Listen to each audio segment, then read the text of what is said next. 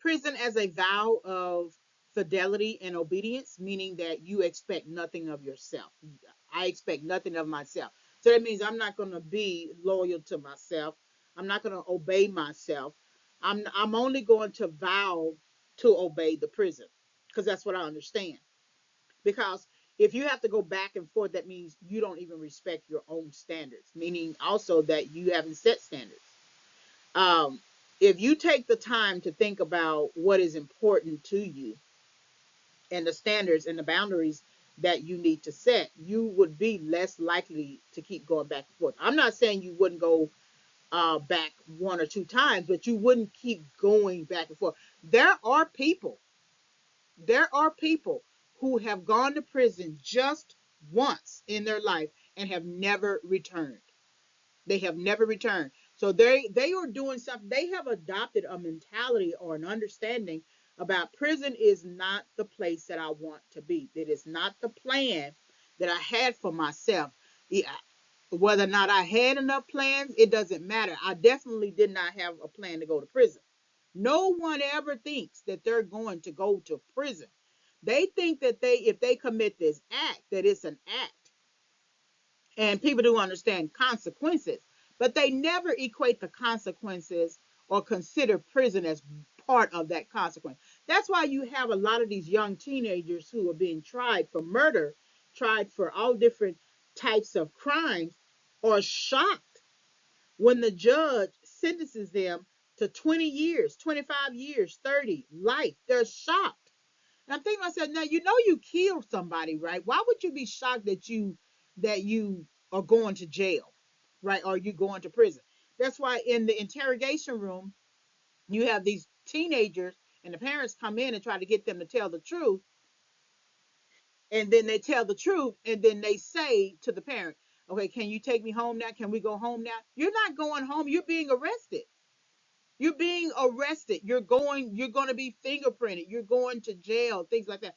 That's why a lot of the consequences that you dole out to kids, they need to be much harsher so that they get a real clue that this act right here that you did is connected to this major consequence that could happen to you.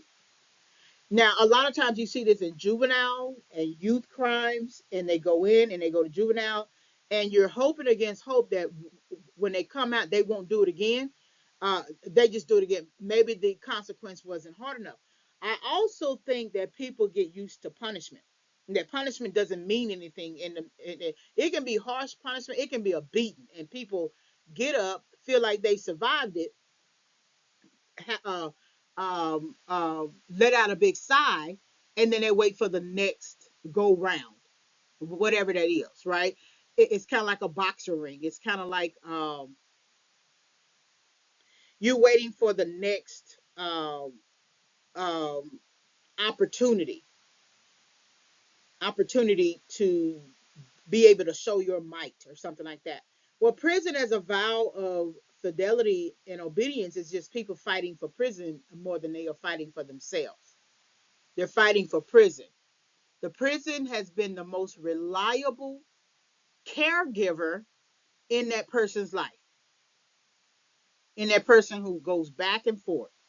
So then, if I know that I can go to prison and get what I need, food, clothing, shelter, as a caregiver for me, then I'm going to owe fidelity and obedience to them. Sometimes it may make me mad. Sometimes a CO may make me mad or something like that. But at the end of the day, they're good to me. I'm learning something in prison, or I get what I need in prison. I can depend on my dog over here. I can depend on the CO. Sometimes the CO lets me have extra food. Sometimes my friend over here who is assigned to do child, he gives me an extra meat. He gives me extra. Whatever the extra is, he gives me extra.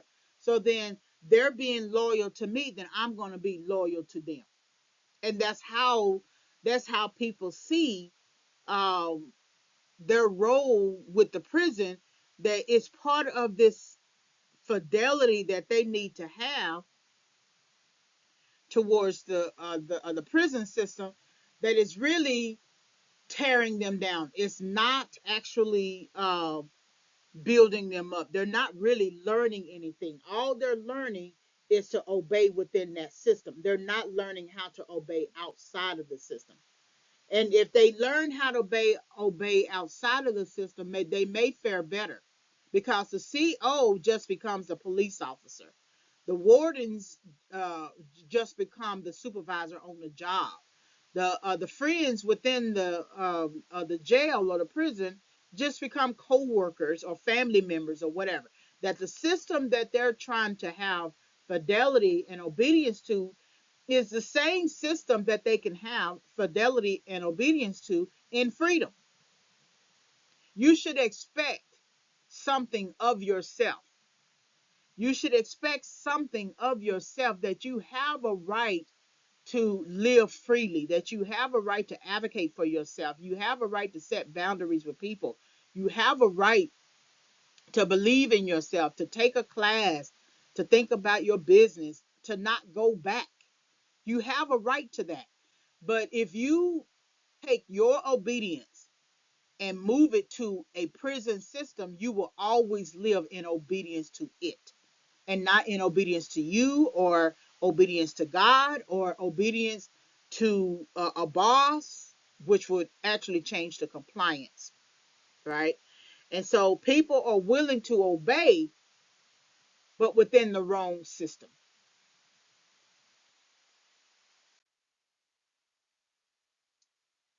All right, so now that you've gotten to the end, this is you can visit, subscribe, and follow. My website is reginayfavors.com. Then you can visit my YouTube channel, youtube.com// at Regina Y. Favors. And then I have an author store, reginayfavorsauthor.com. I also have other types of websites as well. So thank you very much for listening.